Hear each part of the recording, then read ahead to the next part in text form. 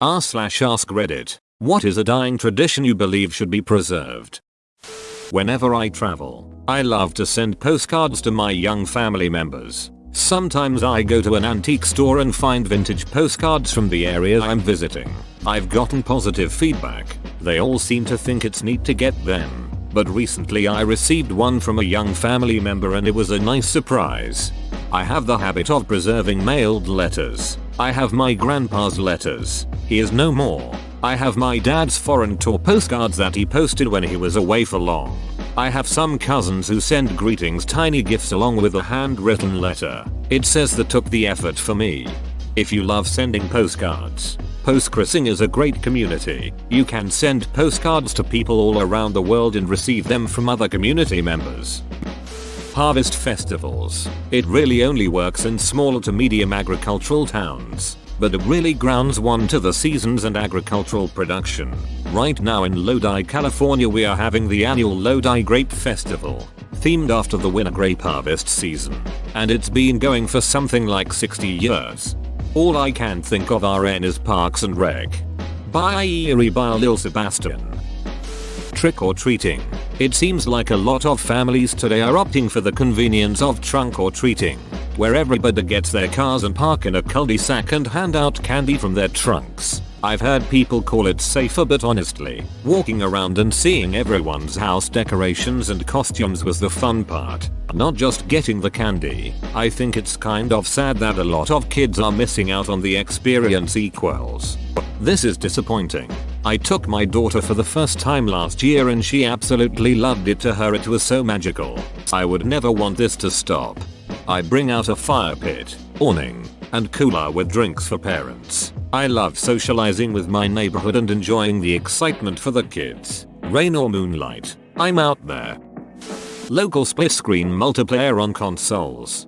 We all used to play 4-player split screen on a 22-inch 480p. Now the screen is 4 times the size, we got 10 times the pixels, but no games to split on. WTF. Not to mention the consoles are many times as powerful as previous ones. Competitive board games with family. It's a nice time to spend with them. Nothing like stabbing your brother over Monopoly. We've all done it. Rip only childs. Castles. No one builds a good castle anymore. I mean, sure, there are castle-like buildings, but not a good 11-foot thick wall of stone castle. This has always been on my if I was insanely wealthy list. I would build an honest to god castle in the same style as they did in the 12th century. I know a couple who did this. They retired and built Glacier Castle in Indiana. They are huge history buffs, so they made the architecture very accurate to a certain time period, even though it meant limiting which structures' architectural trends they could incorporate. The idea was to make a bed and breakfast, but the place was so novel that they end up leasing it out for big events, like weddings and Ren fairs. It's not far from a wildcat preserve. RSVPing. Saying you'll be somewhere and actually showing up. Consistency, etc. I blame a lot of the rise of flakiness to cell phones. It's a lot easier to cancel last minute when you can reach someone who's already made it to your designated meeting place. Whereas before, everyone had a phone. If you made plans, you pretty much had to be there unless you had a good reason not to, or were a complete dong. I mean, I still think flaking is a dong move, but it's way easier to do it nowadays. This is almost my exact response. I always say how when I was a kid I would call my friend on his landline and plan to meet for ice cream in 20 minutes on my bike. If he wasn't there in 20 minutes, he was a dong. Been a while since we had a good gladiator match. I almost feel like death fights will happen again at some point in the future somewhere. MMA has been mainstream for a while and eventually someone will want to push the envelope with something more brutal like MMA did back in the day with boxing. I doubt it will be straight up death matches, but something crazier will definitely come around sooner or later. In my opinion, martial arts fights should be like the tournaments in Dragon Ball. There's only 3 rules: the fight finishes when a fighter is A, knocked out of bounds, B, knocked out for a certain amount of time, or C, they give up. No weapons or items, no killing. Other than that, go nuts, fight however and as brutally as you want using whatever techniques and fighting disciplines you want. No time limit, no refs stopping the fight due to an injury, and no illegal body shots, i.e. kidney punches.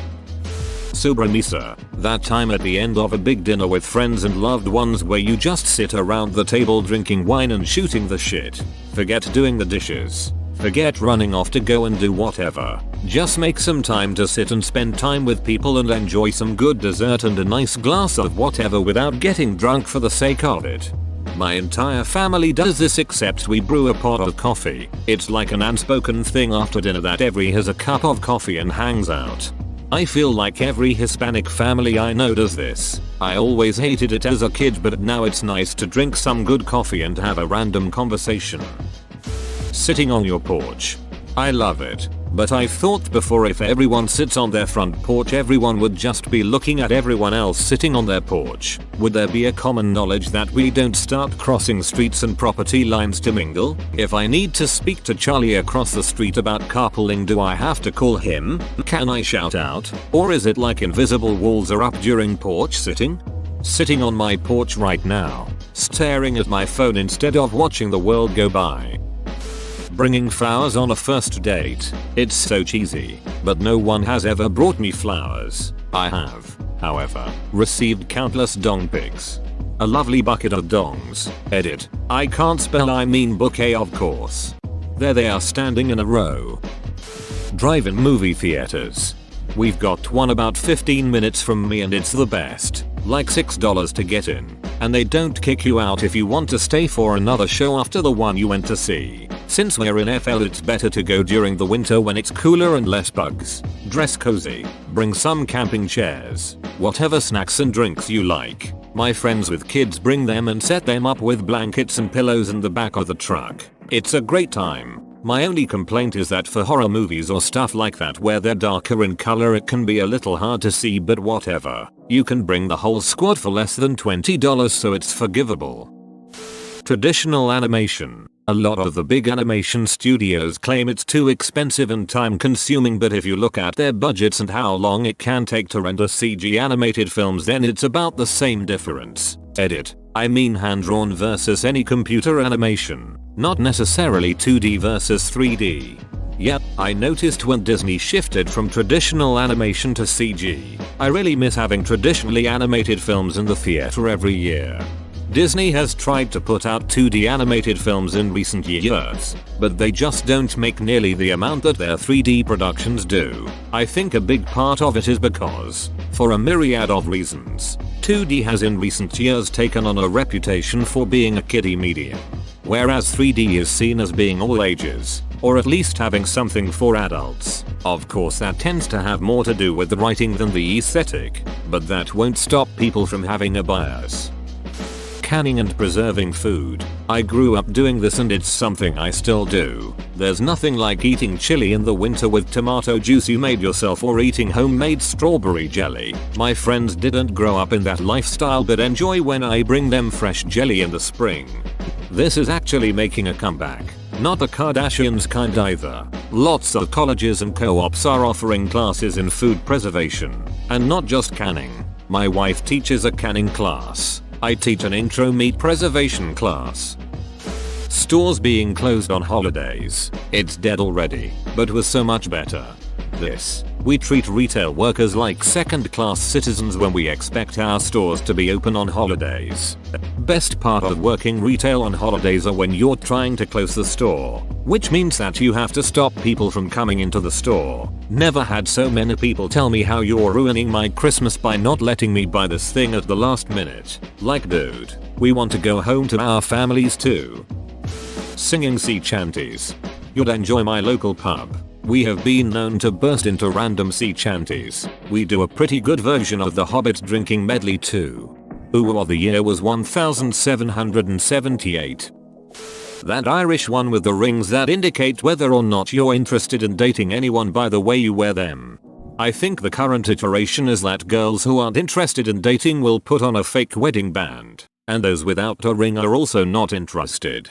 It's not so much that they aren't interested in dating, but rather they are trying to repel creeps who will respect another man's property more than a woman's right to say no. Edit. Added quotes around property to hopefully clarify that women are not actually property, but rather they may be viewed in a similar manner. Stained glass window making in the style and quality of Louis Comfort Tiffany. A lot of traditional craftsmanship is being lost. Now you could probably draw something in Photoshop and 3D print it with colored plastics. Everything's too easy, and I think there's something about the actual handwork that goes into something you build. I am going to start learning how to make traditional stained glass so that I can spend my free time outside of work making it and slowly start selling it at street fairs. Bonfire night in the UK. Every year it's harder to find a bonfire, and Halloween is taking its place. Edit. It's been 3 days and I've been getting messages calling me a liar. I find that aggressive and quite hurtful. I am open to being wrong and merely responded based on my personal experience. Mate, where in the UK are you? In my borough London we had 4 different commons holding events on at least 2 nights. In our village, 100 people. We used to have this huge bonfire night event every year, almost like a mini festival with food stalls, little performances, fireworks, sparklers and all sorts. Just everyone gathered around having a good time with a duck-off huge bonfire in the center. Then one year the council said no, that's violating health codes, and it never happened again. Literally a 100-year-old ducking tradition. Not once was anyone even mildly injured. I'm still seething years down the line just thinking about it. Cheat codes in video games. Very few video games have them anymore. I think the last really big game I played that had cheat codes was Saints Row IV. Please bring them back. Edit. Thanks guys. My second most upvoted post on Reddit is me bitching about no cheat codes. Edit. A word edit. Rip my inbox edit. Holy shit, this is now my most upvoted Reddit post. Edit. Rip my inbox x2. They will never come back now that microtransactions are common practice. LAN parties. Me and my friends missed the days we'd bike to each other's houses just to play Halo 3 all night long, so we started having LAN parties again. It's so much fun. Handwritten letters. I'm not sad to see the greeting industry die. Duck $6 for a ducking card. And I say this as a former Hallmark employee, but I wish it was more common to send handwritten letters. They're treasured in a way you can never treasure an email. Having something handwritten is also such a meaningful connection, and keepsake if needed. I would do this if my handwriting wasn't actually just cuneiform. I love the fact that you just said cuneiform. I thought you literally meant dying tradition isn't something you do for the deceased, and I was going to say mummification, but then I saw the comments and realized I'd be dreadfully wrong. I think family dinners are dying in most American households. I know in most other countries people aren't so bent on work, so they make the time for regular family meals. I'm from an immigrant family, and most nights of the week we all sit down for dinner together, and realized from talking to some of my American friends most of them didn't do that regularly. I like your ideas better. I want a Viking funeral. Send me out the sea and light me on fire. Once I'm dead. Once I'm dead. Damn it. BJ Odiris run. Put down that torch. Fixed work weeks. I'm off on Wednesdays and Thursdays. I can plan things for those days. Every job I had before this would give me 2 days off every week, but I'd never know when they were going to be until the Sunday before. It's no way to live, and it doesn't make for happy employees. Edit to leave this for the people who don't understand how this happens. Physical texts, be it books or written letters, and games. My old high school just did away with physical textbooks. Most of the computers and printers. Every kid is given a Google Chromebook at the beginning of the year, and they do all their work on that. It is ducking weird to me. Those things would have been broken and stolen hardcore by my generation. I would hate not having enough screen real estate to have multiple windows open when doing homework. I'm fine with ebooks if it's a separate device, or I can put the window on one half of like a 24 inches monitor. But trying to do homework with an ebook on a small laptop would be horrible. If I'm doing math homework, I'd want to have the book, Slater, and probably Wolfram Alpha all open at once.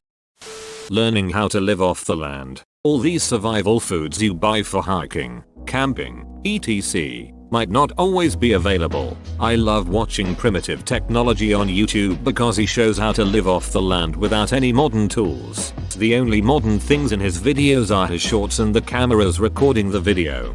As much as I enjoy watching Primitive Technology, if something happens in society where we're back to building huts out of mud and rocks, I'm not sure if I wanna make it. LOL.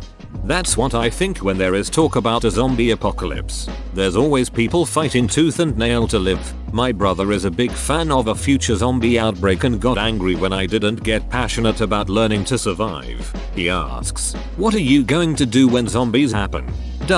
I just said, "I'm going to die, comma." He's 36 BTW. I'm fairly sure that this is the 5th I'm answering this question with this, but I'm going to keep doing it until it comes back. 2 adults should be able to consent to AGUL to the death. I've definitely seen you post this 5 times this week. I know this because I upvoted it all 5 times. Can think of several. Native languages are dying off all over the world. Some organizations are trying to fight this by recording what they can. But we are still losing languages every day as the elders die. Neon signs are a dying art form. And thousands of signs stop working every year with no one to fix them, as fewer people know how to fix them. Gold leaf is another art form you hardly see anymore, except maybe on the latest food trend or fire trucks.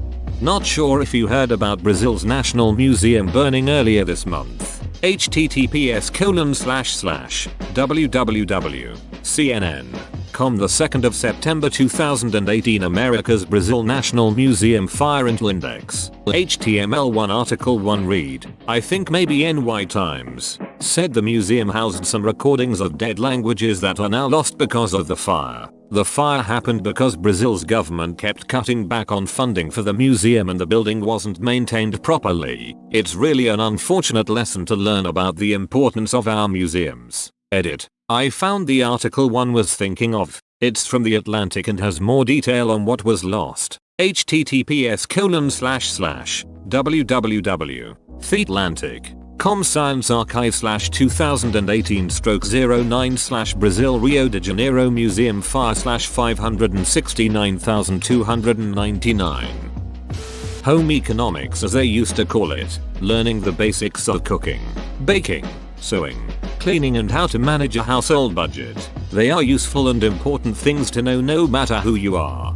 Basic life skills would kill as a course in this day and age. Learn to cook from ingredients you won't feel bad for using. Learn how to fix things you own, like cars and some electronics. Learn how to balance a checkbook and budget. I think genuine thank you cards for big events, weddings, are important. If I'm about to spend $200 plus, it's nice to hear that your presence was appreciated. In a similar vein, RSVPing for big events.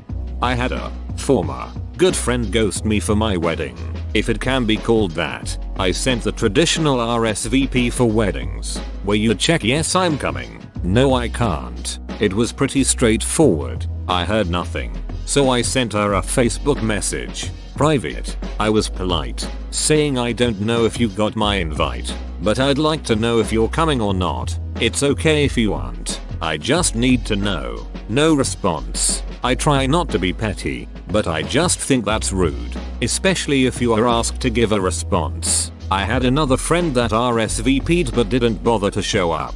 Come to think of it, she did the same thing for my shower, according to my maid of honor. Thanksgiving nowadays people just consider it as the day before Black Friday.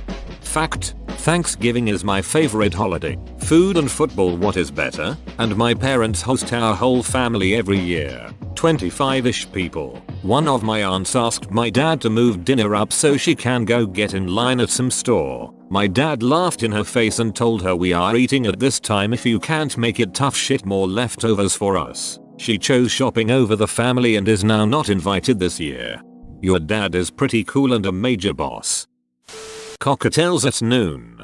I'll drink a cocktail at your noon. My noon. Noon in East Asia. Noon on the moon. You pour it. I'll drink it. We can save this one, boys.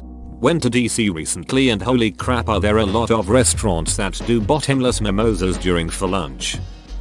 A lunchtime pint of beer in the UK. It's good for morale. There's a reason the Navy used to give all the men rum every day right up until the 70s. So many jobs would be improved if you could duck off to the pub and drink a pint or two for an hour at lunch. One job I worked kept this tradition alive and remains the best workplace I've ever worked at. When I started my job, our office building was next door to a pub. We went there most lunchtimes. Then, after a couple of years, my team was merged with another team in another county, and our new office was on an industrial estate. Our first week there, somebody asked the other team where the nearest pub was, and they reacted like we'd asked where we could go to torture some puppies.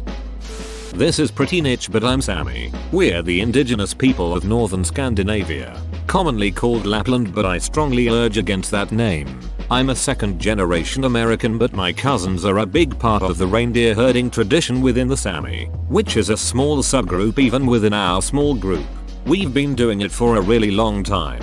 I believe archaeological evidence dates back to 2,000-3,000 years ago. There are now about 6,500 Sami actively engaged in reindeer husbandry, and the number is dwindling. I don't know what the exact numbers were even 50-100 years ago, but I do know that the Swedish and Norwegian governments were, especially 50 years ago, steadily trying to incorporate us into mainstream culture. That includes outlawing a lot of things, like teaching children in our native language, singing traditional songs, and so on, to severely limiting the ability to herd reindeer.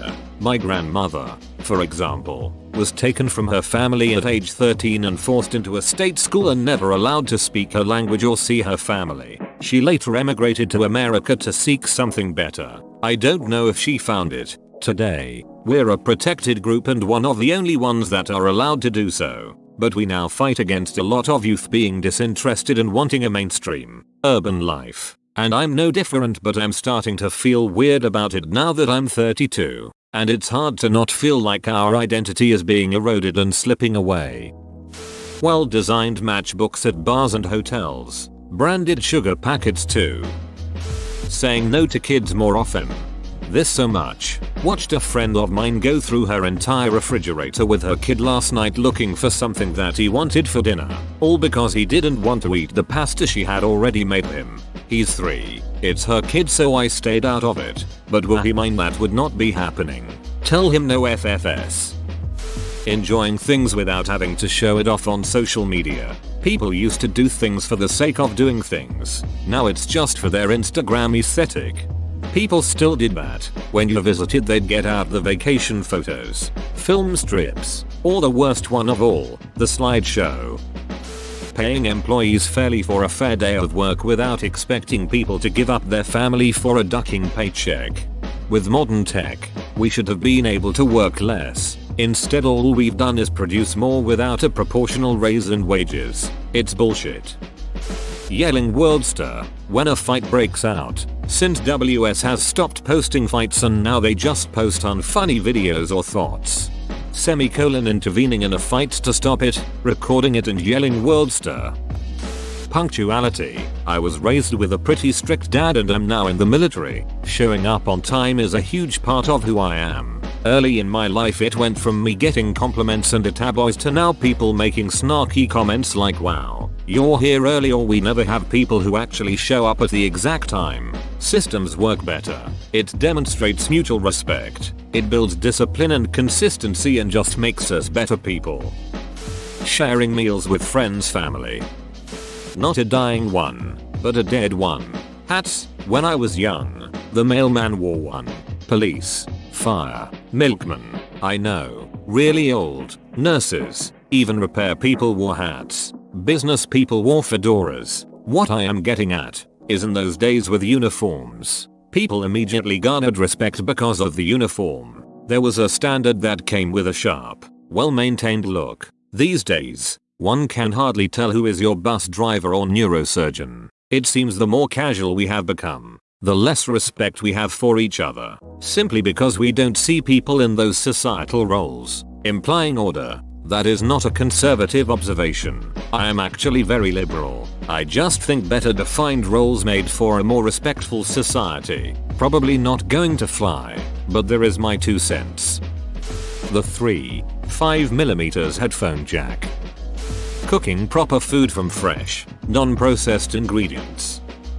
Hear me out on this one. Avoiding work on Sunday, keeping the Sabbath day holy, regardless of your faith background, or lack thereof. I think everyone could appreciate having one day a week where you have no expectation to work, and could identify with the world outside of consumerism. I grew up Mormon, where there is still a strong cultural expectation to avoid work, spending money or making others work on Sundays. One of the things I miss most from Mormonism is the relaxation and respite that practice brought. Nowadays it feels like all of my weeks blend together without consequence. It's just so difficult to avoid doing anything on Sunday without the community pressure support.